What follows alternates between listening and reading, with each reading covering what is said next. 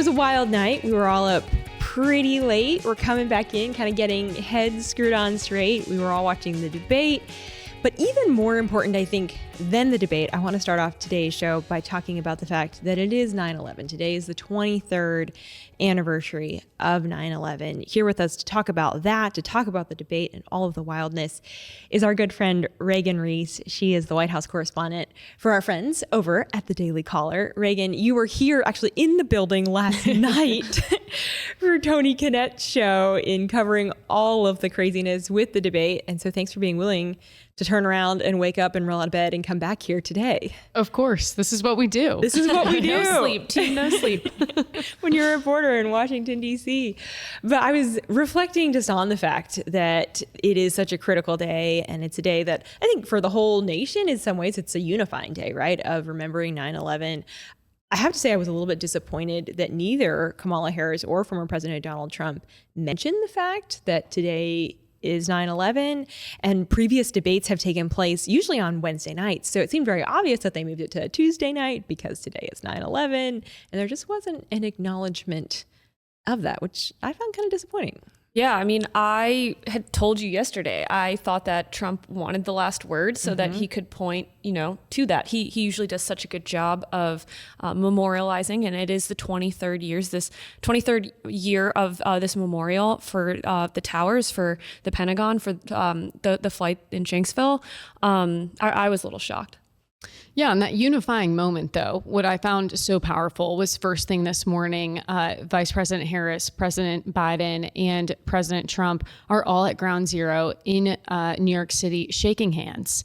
And, that shaking of hands that we saw last night in the debate stage was the first time that Harris and Trump have actually met, that Isn't they've that crazy? shaken hands. And now we've seen them, shake hands and talk to each other twice in less than 12 hours. And it is, 23 years later, that unifying moment still that, they really despise each other, but they're coming together to recognize that. And so I did find that very powerful. Yeah, I agree. It's funny in some ways. We were chatting about this morning, like it's a little weird, like, okay, they were just going at each other on a debate stage and now they're standing there. But you're right. It's that unifier, that power of unity. Well, and I mean, it's hard not to, right? Like that was such a dark day. I recently read Decision Points, and George W. Bush, what a legend. If you remember, he was told just shortly after, while reading to an elementary school in Florida, what happened. And I believe that is when the news really, he was told it, the reporters were told that he's reading to children. And the contrast of that day in that moment was insane. But again, we build upon a tragedy like that.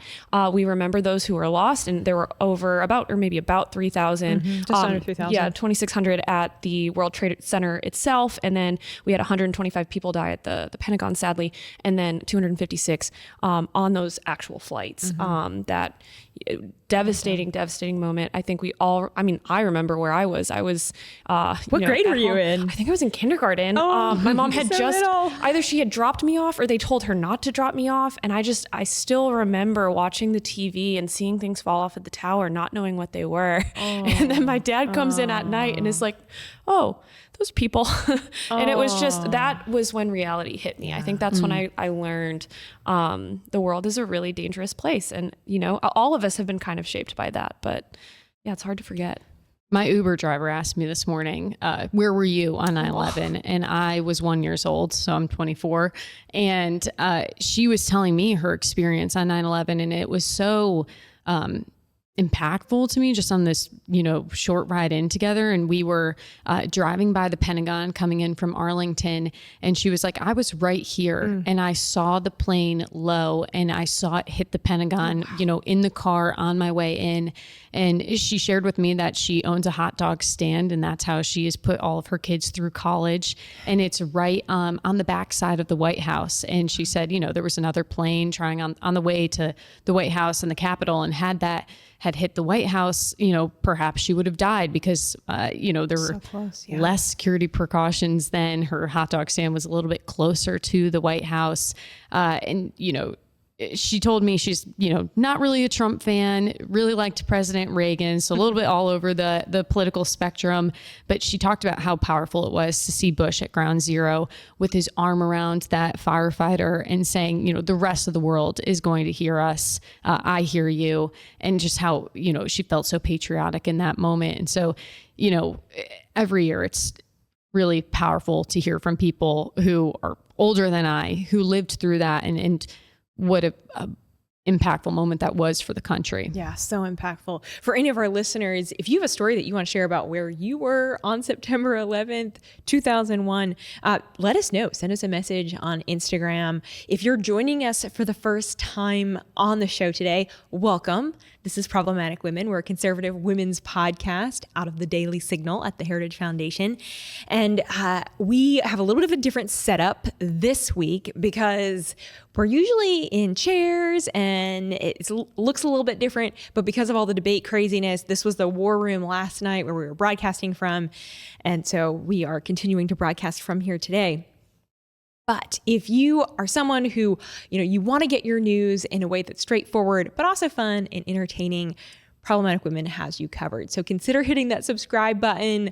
Follow us both on Instagram, and you can always catch this show right here live on Rumble and on YouTube on the Daily Signal's YouTube channel, Rumble channel on Wednesdays. And then we also put out the show just audio only wherever you listen to podcasts. So make sure you catch us every single week. But thanks for being with us today. We appreciate it. Yeah, no, thanks for being with us. And let's just, we're here to talk about the debate. There's a lot of analysis going around.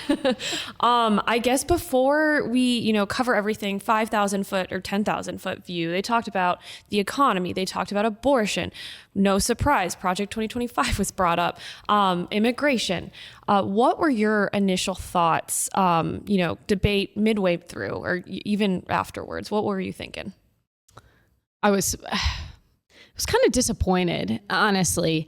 And I felt like maybe I had my expectations a little too high after watching how Trump debated Biden and took Biden out of the race. I thought we saw a more fiery and almost angrier Trump. I thought he yelled at times, and I think he fell at times for Vice President Kamala Harris's bait, which really surprised me because I heard leading up to the debate that people were talking about, oh, he needs to be disciplined, or I'm worried about him not being disciplined. And I was like, did you watch the June debate? He just sat back and let Biden implode on himself. And so, while that I felt like is something I'm seeing in the media this morning, all this, talk about Biden or Trump being, really fiery, I've already noticed that Kamala Harris sure might have been more calm, cool, and collected. But even MSNBC, Morning Joe, Politico are acknowledging that, she gave a lot of non-answers and she got away with not being fact checked by ABC. And so, it's going to be interesting to see how this affects them in the polls, how average Americans, viewed this debate. Because if MSNBC and Politico are acknowledging the fact that Kamala Harris, kind of got away with some stuff and skirted around some answers that Americans need to hear, that indicates to me that this wasn't a total W for Kamala Harris. I think they were surprised that they were fact checking Trump. Politico said that this morning. They were like, there was a lot of fact checks, like way more fact checks from the moderators than we've seen in a really long time, but it was only against former President Donald Trump. They never did it to Harris. My overarching takeaway from the debate is it was a rough night for Trump. I think his biggest mistake was he was just on defense the whole time, and he had so many opportunities to bring it back to policy and to remind voters, hey, Harris has actually had a lot of power and been essentially in the White House for 3.5 years. Why aren't you doing better? And he did that at the end with his closing remarks, his closing statement. But it shouldn't have taken an hour and a half to get there. And he just kept taking the bait. She laid traps pretty strategically as she avoided talking about real issues and policy and deflected. She really focused on laying those traps for Trump. And he took the bait time and time again. Totally he took the bait. But I will say, I I don't necessarily want to say it was a win or lose for anyone. I think that, President Trump had the opportunity to totally shut down Kamala Harris as a candidate and totally wipe the floor with her and make it smooth sailing for the next 2 months. He didn't do that, unfortunately. And that doesn't mean he lost. It doesn't mean Kamala won. If anyone won last night, the joke has been the ABC moderators have, because, they were allowed to bully Trump and fact check him the whole night. They didn't do that for her. And Trump actually fact checked their fact checks, or, the FBI. Yeah, that was good. Whole that thing. Was good. Yeah. So I did see a fighter in him.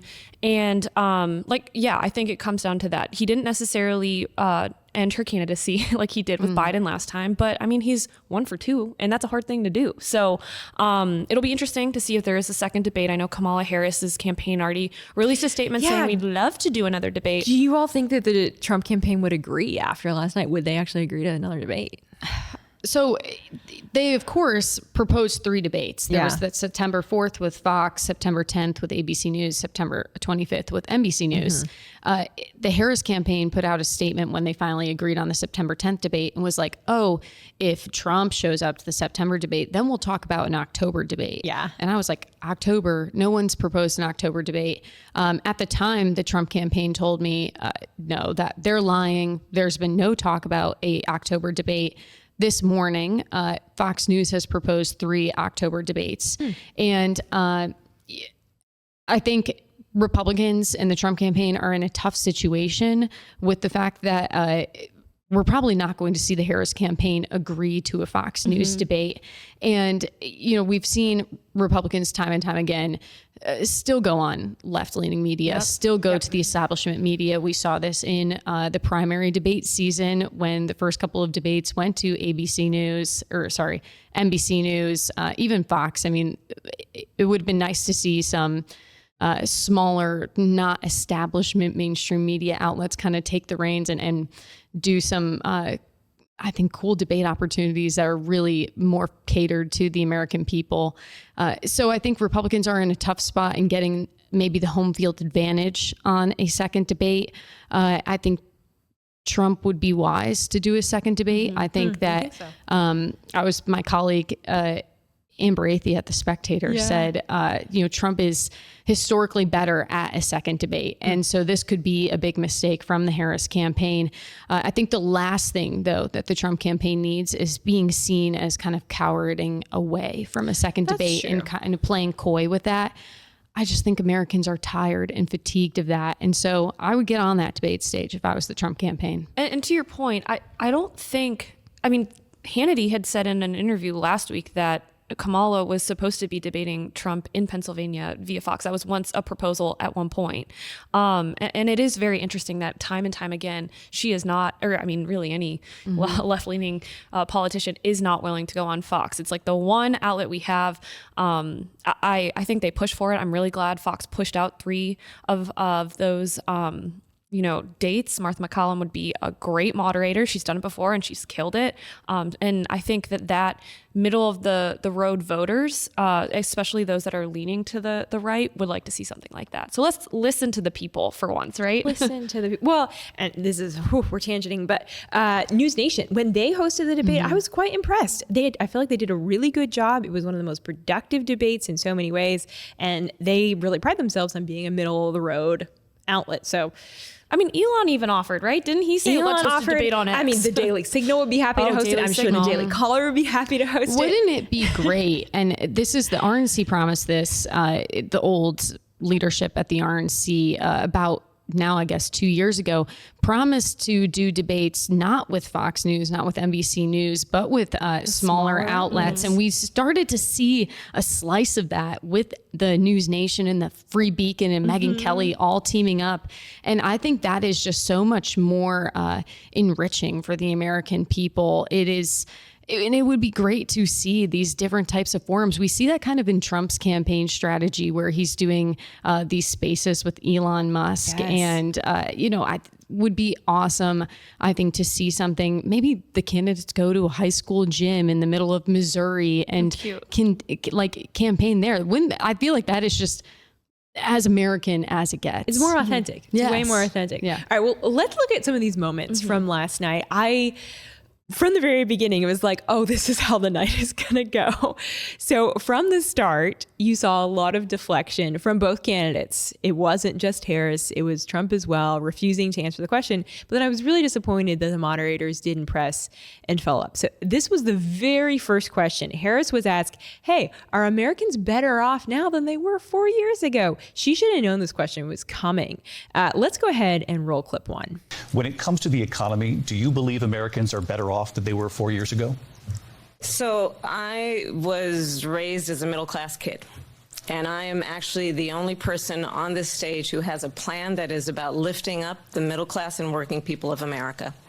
I believe in the ambition, the aspirations, the dreams of the American people.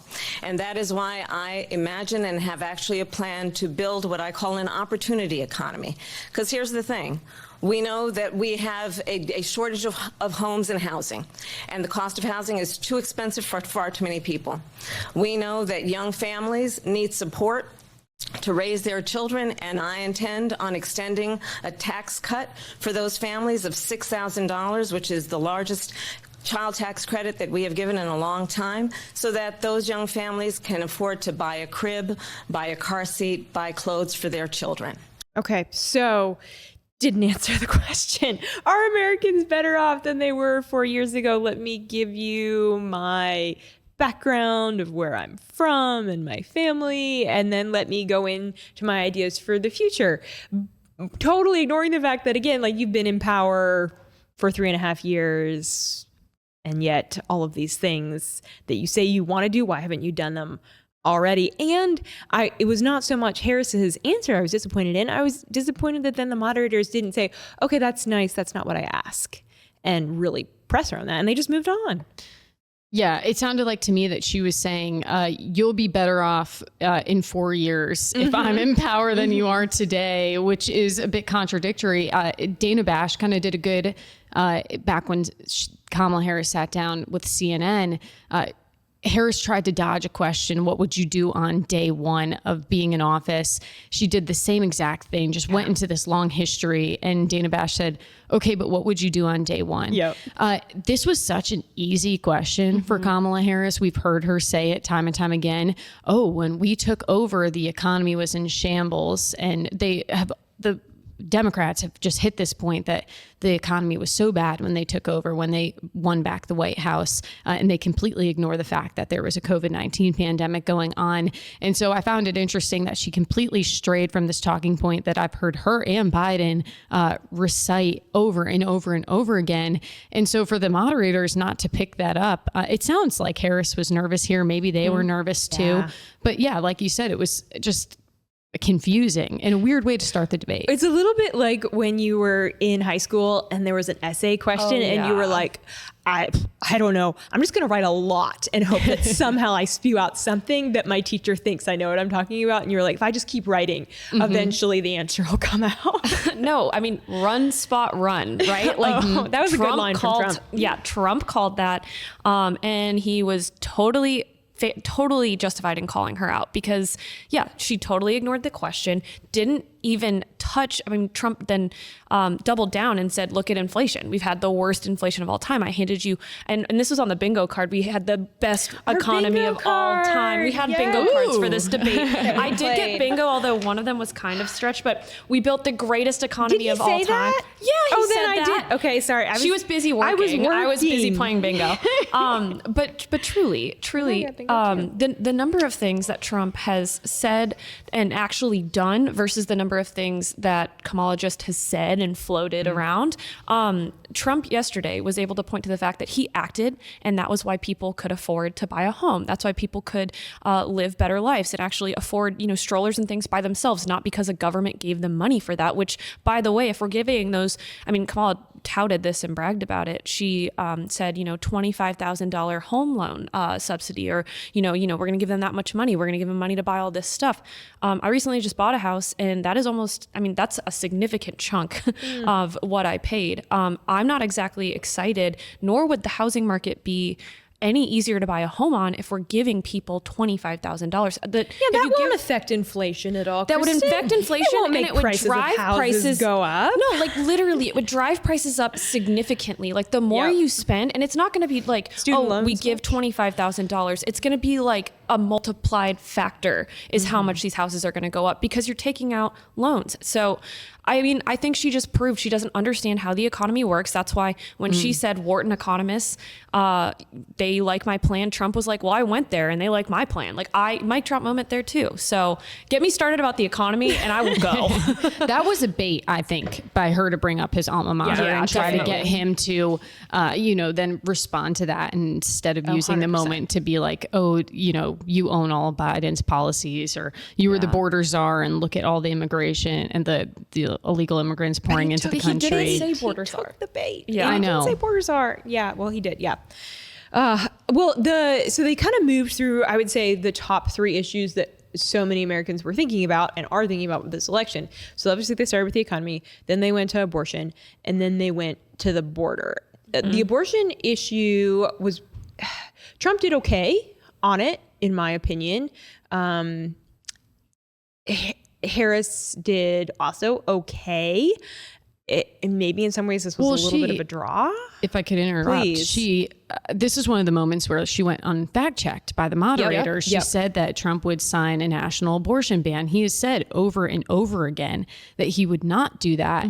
And they just let it slide. And if Trump, made the same claim about Harris, the moderators displayed last night that they would have fact-checked him, and instead he was left to kind of try to interject and get the mics unmuted, which I think kind of can make him look a little like disruptive, and a lot of times Americans don't like that. And so that was one of those moments where I felt the American people were underserved by the moderators because she was just allowed to blatantly lie, and then, Trump's left to just defend himself, and it's his word versus her word when he's said it over and over again. And we also know that Trump isn't, he's more so a moderate than he is far right. Staunch. I mean, look at his position on IVF. Yeah, he's literally doubled down on things that he didn't want to so that he could separate himself from this abortion ban.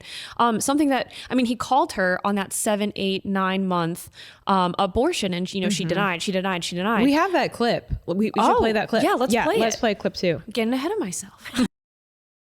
You should ask, will she allow abortion in the 8th month, 9th month, 7th month? Come on. Okay, would you do that? Why don't you ask her that question? Why don't you answer That's the problem. question? Would you because veto? Under Roe v. Answer Wade, the question. Would you veto? You could do abortions in the 7th month, the 8th month, the 9th month, not true. and probably after birth. Just look at the former governor of Virginia. The governor of Virginia said, we put the baby aside and then we determine what we want to do with the baby. President Trump, thank you. Moderators, again, guys, follow-up questions. Press her. Would she stand in favor of abortions in month 7, 8, 9? She never had to answer that. No, and she didn't have to answer for any of her record either, or her VP choice, his record.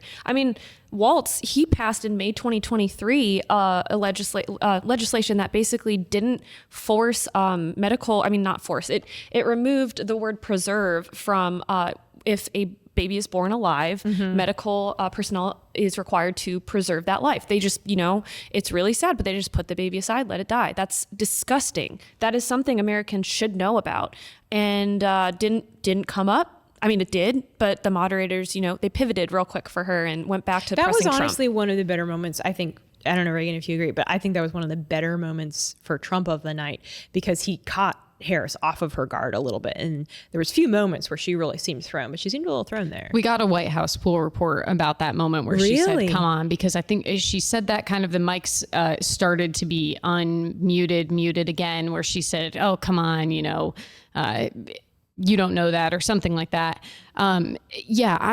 Leading up to Harris sitting down with CNN, people would ask me, who do you think Harris's first interview is going to be with?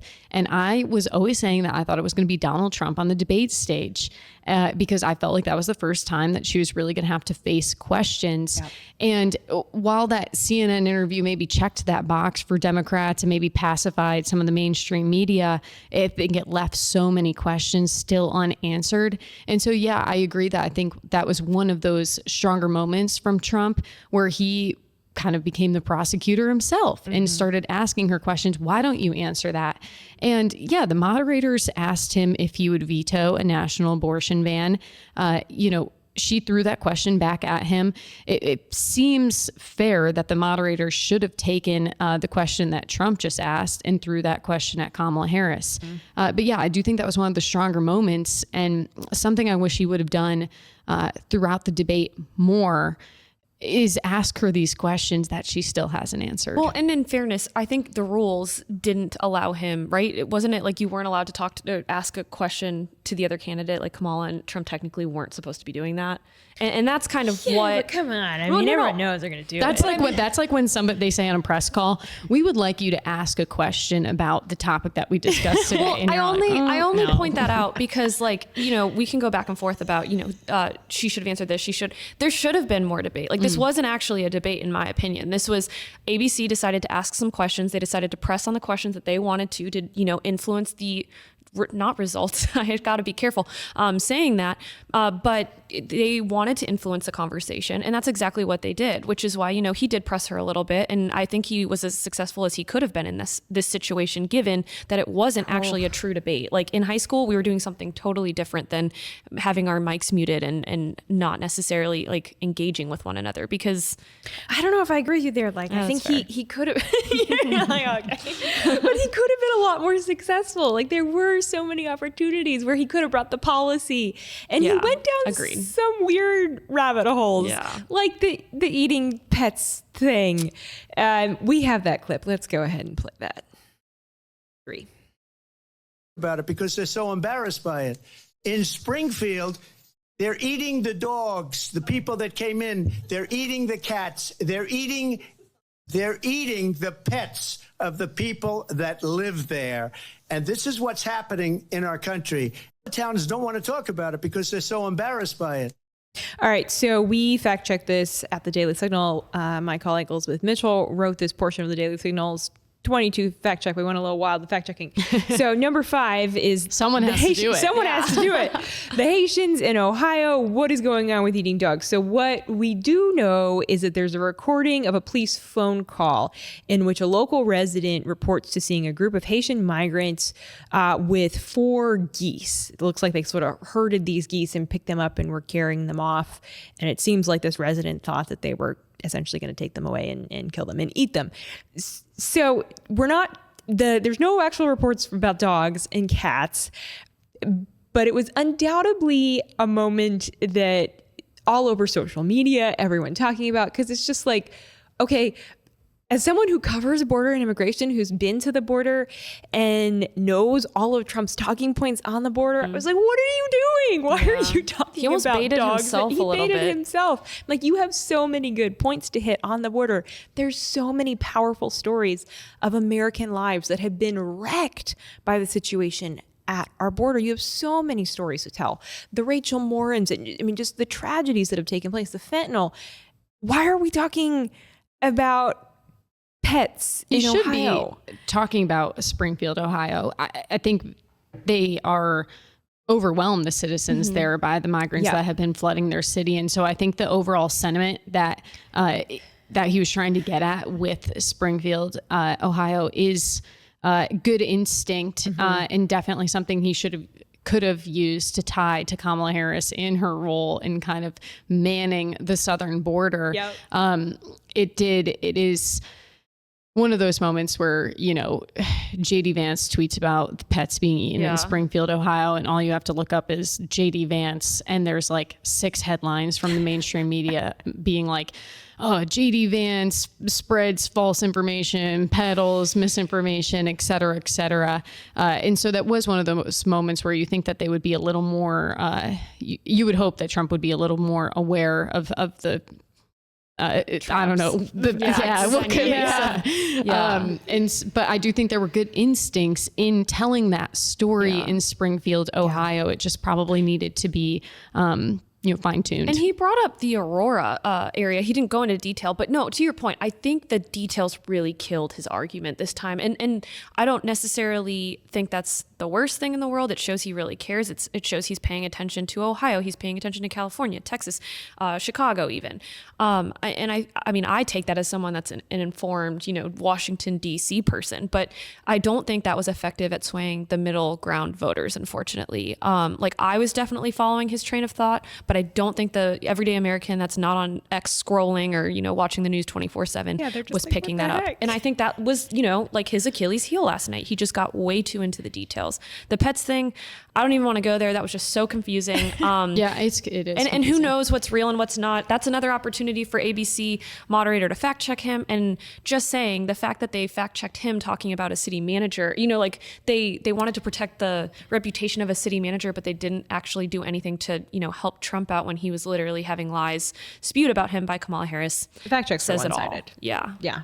Can I please? So when we were walking in, I was like, it feels too early to tell how all of this is going to affect Americans. And what made me think of this is you brought up how, is this going to sway a middle of the road voter? And this is just one blip, of course, in the massive media landscape. But what did strike me afterwards, that was both on CNN and Reuters did a poll of undecided voters, that the panel, I think it was 4 or 5 on CNN's panel, so about half, were leaning towards Trump, were undecided before the debate and said, yeah, actually after that, I'm going to vote for Trump because of that question of were you better off 4 years ago than you are today.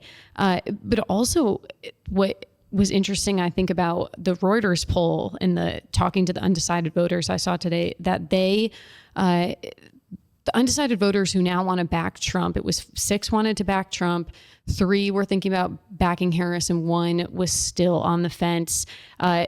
Those Trump supporters seem to come away with a better understanding of what his policy is and what Trump is all about, which of course Trump has that advantage where he's already been in office for 4 years.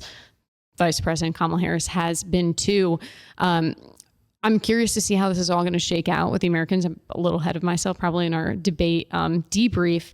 But for Harris, I do think even though Trump had these weird moments, she still skirted around these questions that I think is going to resonate with Americans, and they're still confused. There's polls about them wanting to know more about Kamala Harris, and I don't think she gave that last night. She didn't. Well, because the moderators did try and press her on, hey, you said your values haven't changed, but your policy has. And again, she didn't answer the question. I would have loved to have seen them press her even further on that, because it's a good line to say my values have remained the same, but it's like, okay, well then why has your policy changed on really big issues like decriminalizing the southern border and fracking?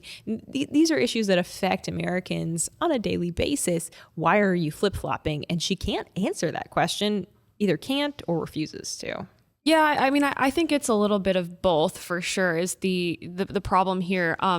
I am not surprised by that because I think Trump was able to point to a lot of successes in his campaign as well as a lot of failures. And I hate to go there, but Afghanistan withdrawal, that was a huge topic. I mean, it took over the news cycle for months and it's still a problem. We've left billions of dollars there.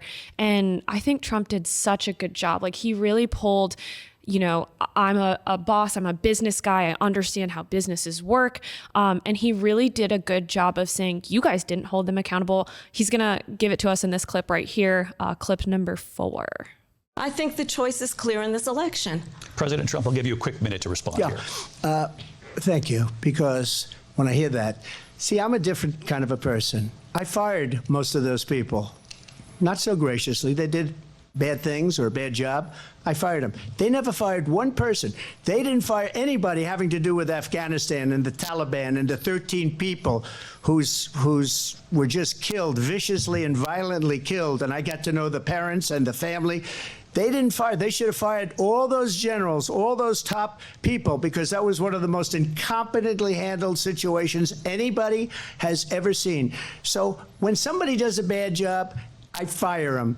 And so action, right? Yeah. Action versus words. This was a presidential moment for former President Donald Trump, because there's something that resonates with that for all Americans. Like, we don't want to be the one getting fired, but we're like, yeah, someone doesn't do their job, fire him, go after him. Like, I pay their salary with my tax dollars. Yeah. Axe them if they don't do their job. And he goes on and he's like, I had books written from these people that were fired about me. And that kind of, I know that was like a little slight, but that was the character that I kind of missed from the 2016 campaign. Like I think we were all waiting for that he should be in jail moment, but we never got it. That moment right there is him, kind of explaining the complexities of the swamp.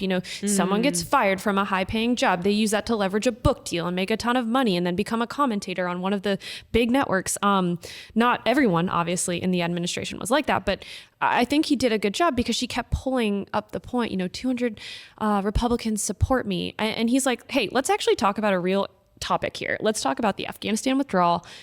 This is what I did. You have not fired anyone. You haven't visited, you haven't done what I have done. And again, just pointing, I am action, she is words. It was an Apprentice moment. Oh, it was.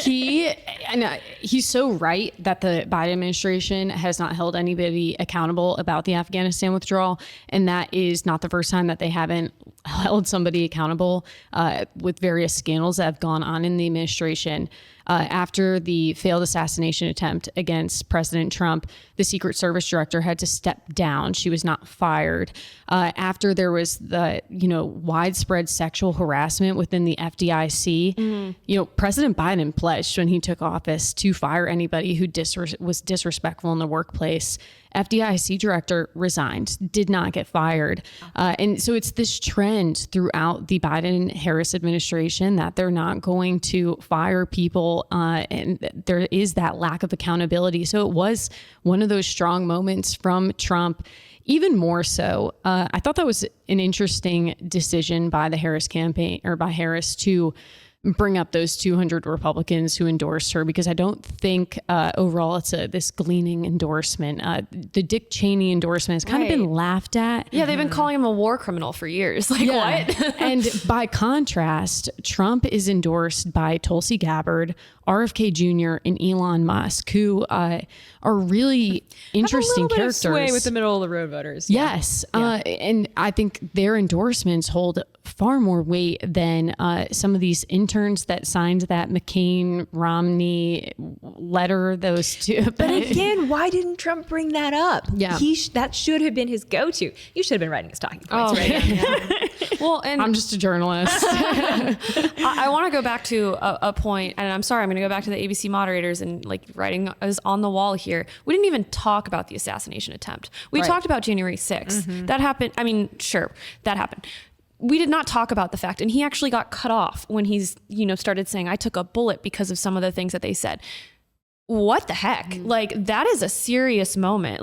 That was your opportunity, ABC, to not show bias. It was surprising that they didn't actually directly ask him about that, because it's been less than 2 months since someone tried to kill him. You would kind of think hey, let me see how you're doing. Wellness check? How has that affected the way that you're running? Some people are saying that you're a little softer now. Is that true? They also didn't ask Harris anything about hey, the American people never actually chose you as their candidate.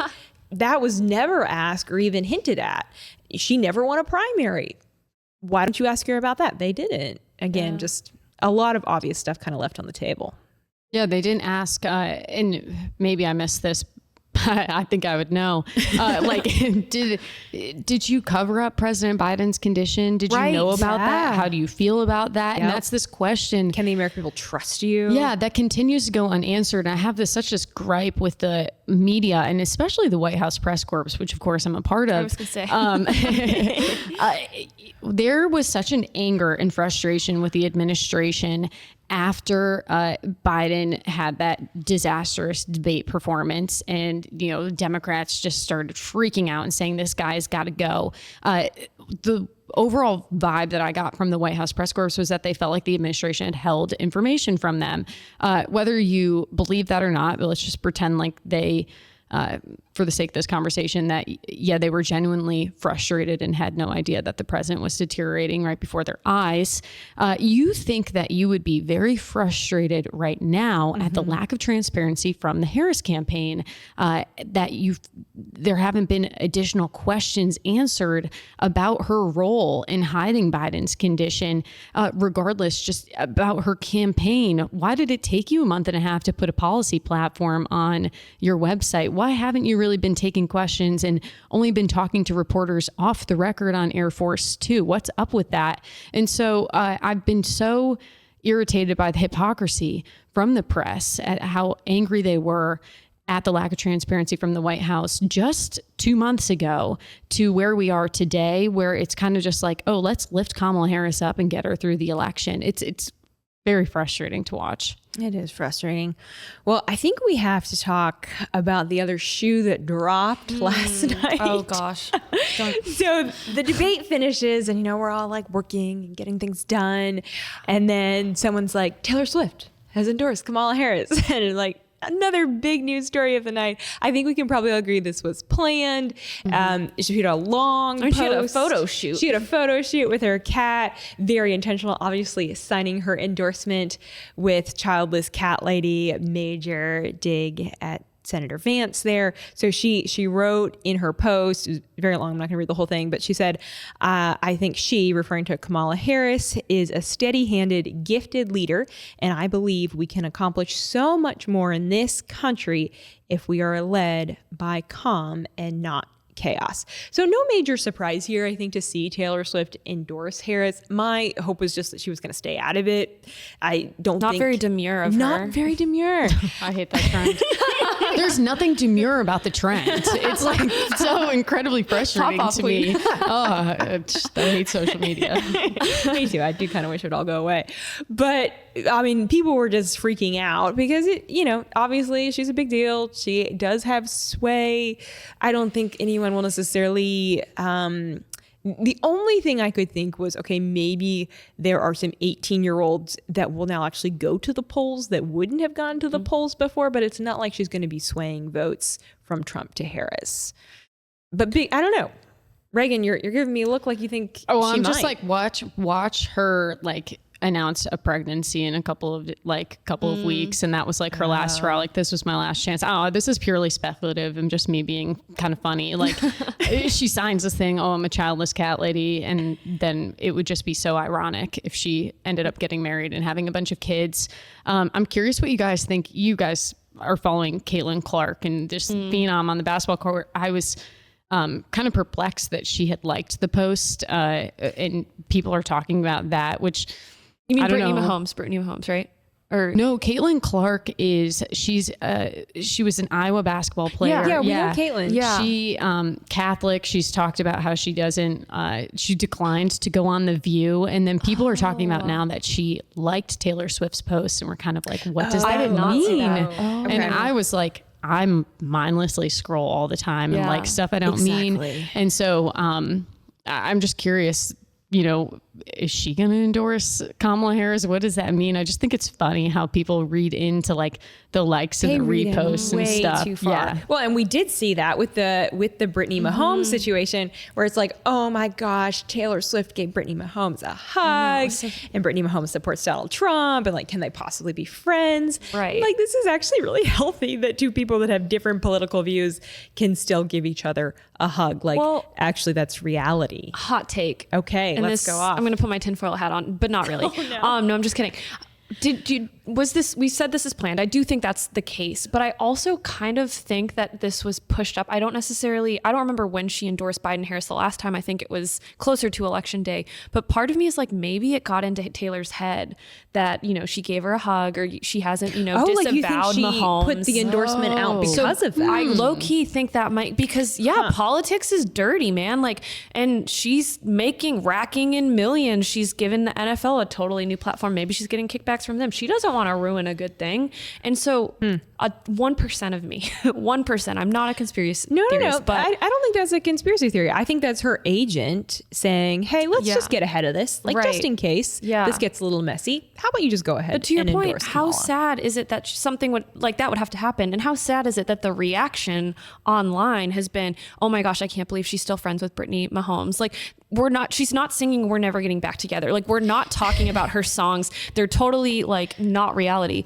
But I mean, unfortunately her fans, some of them aren't living in reality and are so caught up in the drama. So much drama. Hot take. I'm not a Taylor not Swift sorry. fan. I'm Are just you not? No, I'm really no. I'm just like a country music kind of. Okay. I've kind of pivoted actually too. Morgan Wallen, man. Like, let's keep it real. Than any of Taylor's early stuff that was like a tiny bit country. You know, I know because of course you don't want to be like a total outsider when like Love Story comes on at a wedding and you're like, why am I just standing? Everyone's jumping up and down and you're standing there. So I know like the basic songs. In 8th grade, I did a review of her album. Maybe it was Red. I don't even know, that came out, and I reviewed that for my music class or whatever. But I've never been like, I had no interest in seeing her concert. I don't listen to her music on repeat. And I just don't really understand the fascination with her. That's fair. But maybe I just, I'm too busy writing. Pre-political Taylor was good. Yeah. And now I just am like, okay, you put 3 albums out during COVID, and I know you like folklore and all of that. I do like folklore. I like the style of Since folklore. then I'm like, yeah. No, folklore I think is one of her better albums. I'm not like I wouldn't say I'm a Swiftie, but I do like Taylor Swift, and I really respect her. I've said it before on the show, but I respect her as a businesswoman. Totally. That she's really, really smart. And so when you think about this Harris endorsement, I think we do have to think of it through the lens of business, that she's thinking about, okay, what gets me attention at a critical moment? How can I make the news about me? Which honestly, I don't. Desperate. No, I kind of don't fault her for it. I'm like, if you can do it, and she has the power and the platform to do it, and there's real business and marketing strategy in it. And so in that regard, I'm like, you're just taking advantage of capitalism, which is conservative. I know. Yeah. Well, last thing I'll say on that, I think it does show that maybe she doesn't, maybe Kamala Harris, if she was really leaning on Taylor and this is, planned, maybe she didn't think that she was going to do well, or didn't expect to do as well as she did last night. And I don't necessarily think that she's definitely walking out smart thinking to she wait won. And do it after the debate, because if it would have been an embarrassment, I don't think we would have seen that endorsement. Yeah, no, absolutely. I think she would have held it.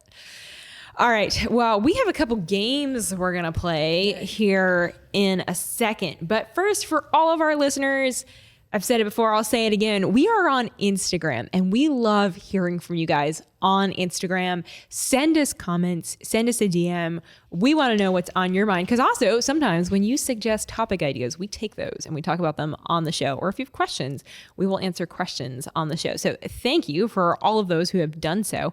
But go ahead and look up Problematic Women on Instagram. Give us a follow. We're bringing you fun clips from the week's show on there, giving you some behind the scenes looks sometimes on our process of setting up and recording. And if you are like, I like Instagram, but I'm not really an Instagram person, make sure that you're following the Daily Signal on X, on YouTube, because so much of the Problematic Women content you can find there at the Daily Signal as well. All right, Kristen, I'm so excited. Time. Yeah, no. All right. Okay. So politics or partisanship extends well beyond the aisles. Okay, cool. So Wall Street Journal just did a huge research project on this, and they dug into different types of products. So cars, grocery items, like from cereal to clothing brands. And they dug into it, did some consumer analysis, and found out that there are some brands that, their consumer base lean a particular way. So today, in front of you, and for those of you that are listening to this on podcast, you obviously can't see this. They have a red and a blue star. Yes. Red for, conservative, blue for the left, and a more liberal. But we are going to go through some brands today and just raise the star. Telling me what you think. Who I think. So like I raise red if I think that conservatives buy that product more often. Yeah, they have a higher base. Yes. Yeah. Okay. So we're going to start with cars. To start, Ford. Oh, it's gotta be conservatives. Yeah. Conservatives. Both of you guys got conservatives. Yep. No, for sure. Okay. 1 for 1. All right. Here's maybe, I don't know how this one's going to go actually. We've got Jeep. Jeep. Oh, right? Oh, that's an interesting one. Just to be different, I'll go liberal on Jeep. It's conservative. It's conservative. Yeah. Okay. I own a Jeep, Virginia. What the heck? A lot of people own Jeeps, Kristen. Okay. Last car one. All right. Tesla. Oh, definitely liberal. Yeah, I know. I thought I was going to trick you because of Elon, but never mind. All right. On to non-alcoholic drinks. To start, we're going with Diet Coke. Oh. Remember, Coke HQ is in Atlanta. Oh, actually. That might be confused. There we go. It's mildly conservative. It's mildly conservative. All right. Then we've got Snapple. Snapple? I'm gonna say conservative. All right. So you both say conservative, moderately left. Moderately interesting. Moderately. I wonder why. It's so unhealthy for you. It's so much sugar. So it tastes much so sugar. good. I love those little facts though. I was haven't had gonna a say, Snapple maybe in that's so why. long. Yeah. But I forgot it do existed. I loved them as kids. There's 'cause it was something taking satisfying about when you twist it and it Yeah. snaps. Yeah, the snap and Snapple. Okay. Yeah. Last one. This is kind of a curveball. We've got Canada Dry Ginger Ale. Canada Weird, Dry ginger right? ale. I only drink that stuff when I'm sick. What makes you? No, I'm just kidding. I'll say liberal, as Reagan says. Liberal, and conservative. you're going to yeah. Well, it is actually liberal. It's liberal. Great job. There we go. Man, All right. Okay. We're gonna go to clothing. I've only got 2 for this one. Starting with Ralph Lauren. Oh, Ralph Lauren. Ralph Lauren. I don't know why I Okay. said Ralph Lauren. That was weird. Ralph Lauren. I'm gonna say liberal. It is moderately liberal. Yeah, Dang it. I know. Interesting. They do the Olympic stuff like most years, and their style to me just seems like it would be more conservative. Like Yeah. conservative. It's like very classy. Women and men would wear it. Yeah. And so I'm surprised by that one. Like I'm just surprised. Maybe it's the like very preppy upscale education side. Northeast. That is Northeast liberal. Yeah, that's a good point. Yeah. Ivy League, didn't think of Yeah. that. Exactly. The Ivies. all right, this one should be easy. Wrangler. Wrangler. It's gotta be I kind of gave that away. I shouldn't have said that, but I mean, we all knew, right? Like, It's gotta be conservative. yes, it is definitely conservative. Okay, last round. It's breakfast items, so this is like all Ooh, food. this It's is gonna kind make of me weird, hungry. but Interesting. Just bear with me. Okay. All right, to start, Frosted Flakes. Oh, Oh, no. gosh. I'm gonna say it's conservative, which I'm sad about. I'll go opposite of Why are you sad about Because Frosted Flakes are very unhealthy. Oh, well, it's liberal, so you don't. Oh, good. Yeah. Reagan said liberal. She got it. Good job, Reagan. We've got, this is a weird one, store brand milk. So like, like Giant brand milk, Publix brand Conservative. milk. Yep, it is conservative. You got that one, Virginia. I was thinking, Reagan, I was close. like, maybe conservatives. I don't know. This is like so stupid. I was like, maybe they're like, because I think one of my roommates was getting milk delivered to the house, like my from a God. farm and Yes. stuff. I've actually And wanted to so start doing I was like, that went through my mind. I see. Purely anecdotal, but I was like, oh yeah, like The thought process makes sense. Well, and I know people in DC that they have milk that it's dropped off from a farm in Pennsylvania. Like you have to go pick it up, and which I kind of want to start doing that. I've been drinking more milk lately because my doctor says I need more vitamin D. Too much information. You all don't care. No, I mean, sure. Make your teeth whiter too. All right. In contrast with that, we're going to go to Lactaid. Totally different product. Could be Oh. the same base though. If Don't that's know. very random. I'll say liberal. I didn't actually know this was a milk brand. I thought it was like the thing you took for dairy, but yeah, it is liberal. All right, last one for all the points out there. Ooh, all the marbles. All the marbles. We've got turkey bacon. Oh, There we go. Yes. Okay, We're but all on the same confession, page. I eat a lot of turkey bacon. Why? Okay, for It's one, not the same. It's soggy and it's- gross. Okay, no, you're not cooking it right. You got to put it in the air fryer. I don't have an air fryer. Well, you should I'm get an cooking air things the fryer. old-fashioned way. completely opposite direction. I don't even like bacon. Ooh. I know. You don't like bacon at all. I like bacon like selectively. I like just sausage. I'm a sausage girl. You're a sausage. Yeah. girl. What about ham? Ham's good. Yeah. Okay. Let's go over all the breakfast foods. I love breakfast. This is so great. All right. Well, guys, thank you. This has been so fun. Reagan, thank you for joining us. This is awesome. Talk about a wild time. We are 55 days to the election, I think, right around in there. I think you can fact check me. I'm pretty sure we're 55 as of Wednesday. If you're joining us Thursday morning, then that would be 54. One less. I can do math.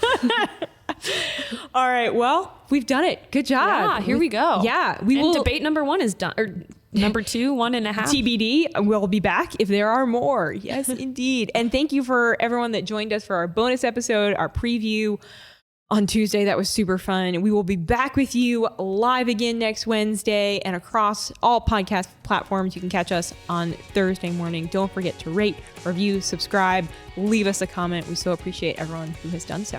We'll see you right back here Thursday. Yeah.